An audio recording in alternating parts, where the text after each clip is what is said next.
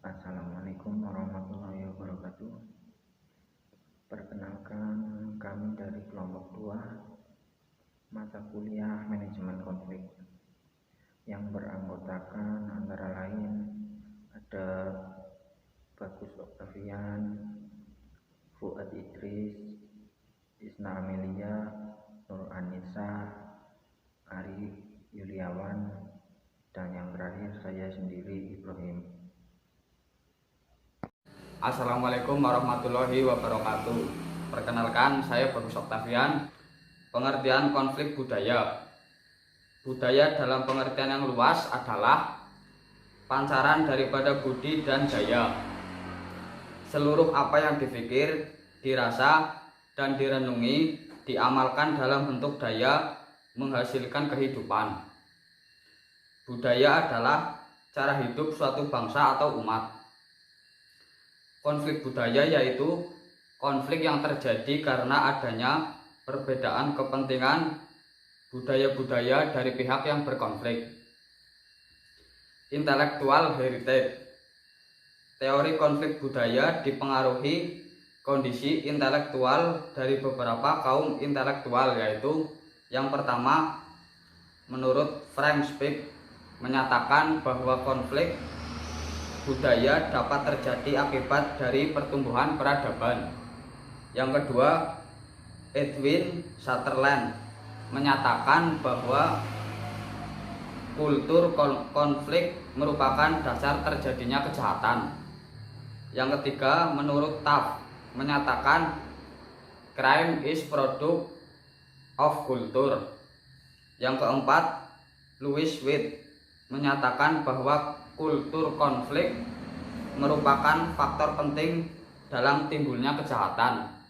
Yang kelima, Clifford Shaw menyatakan bahwa daerah perkotaan ditandai adanya kemiskinan yang amat sangat, perumahan kumuh yang tidak layak huni, pengaruh tetangga yang kurang menguntungkan, adanya kelompok geng anak-anak nakal, dan menjadi pemicu terjadinya konflik perilaku.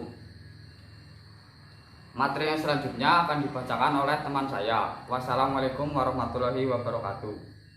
Assalamualaikum warahmatullahi wabarakatuh. Sebelumnya perkenalkan, nama saya Fuad Idris Hizbullah dengan nomor NIM 2018-0208-007. Saya dari kelompok 2 manajemen konflik. Di sini akan sedikit menjelaskan materi mengenai teori kultur konflik. Teori ini dikemukakan oleh Thorsten Selin dalam bukunya Kultur Konflik and Crime pada tahun 1938. Fokus utama pada teori ini yaitu mengacu pada dasar norma kriminal dan juga corak pikiran atau sifat. Thorsten Selin menyetujui bahwa maksud norma-norma mengatur kehidupan manusia setiap harinya. Selanjutnya, asumsi dasar dari teori kultur konflik. Konflik norma terjadi karena berpindahnya orang desa ke kota. Konflik norma dalam aturan-aturan kultural yang berbeda dapat terjadi antara lain disebabkan oleh tiga aspek. Tiga aspek tersebut yaitu pertama, bertemunya dua budaya yang besar. Konflik budaya dapat terjadi apabila adanya benturan aturan pada batas daerah kultur yang berdampingan. Yang kedua yaitu budaya besar menguasai budaya kecil. Konflik budaya dapat juga terjadi apabila satu budaya memperluas daerah berlakunya budaya tersebut terhadap budaya yang lainnya. Aspek ini terjadi dengan norma hukum di mana undang-undang satu kelompok kultural diberlakukan untuk daerah lainnya. Itu budaya besar menguasai budaya kecil. Aspek yang ketiga yaitu apabila anggota dari suatu budaya pindah ke budaya lain. Konflik budaya timbul karena orang-orang yang hidup dengan budaya tertentu kemudian pindah ke budaya yang berbeda. Berdasarkan asumsi konflik tersebut, ternyata Thorsten Selin membedakan antara konflik primer dan juga konflik sekunder. yaitu konflik primer dapat terjadi ketika norma dari dua kultur bertentangan, sedangkan konflik sekunder timbul ketika dari sebuah kultur kemudian terjadi varietas kultur, salah satunya dibentuk dari penormaan sikap atau tabiat.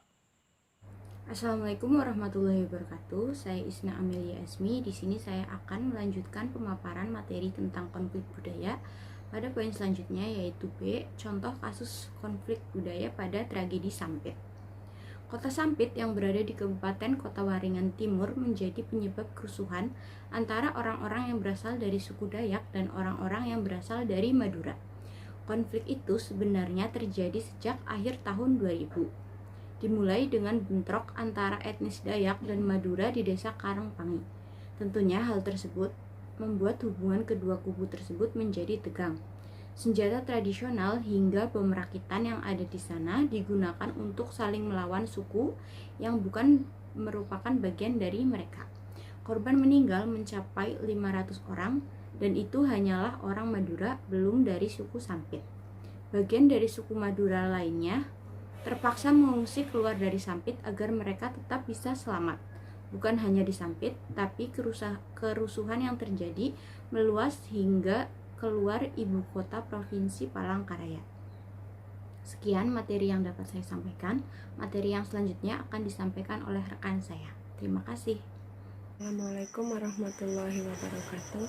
Perkenalkan, nama saya Nur Anissa dengan NIM 2018-0208 dari kelompok 2 akan melanjutkan presentasi dari kelompok 2, yaitu latar belakang terjadinya konflik budaya pada Perang Sampit. Perang ini terjadi karena ada kaitannya dengan ekonomi lokal. Penyebab utama dari perang ini adalah pada saat ada perkelahian di tambang emas antara suku Dayak dan suku Madura.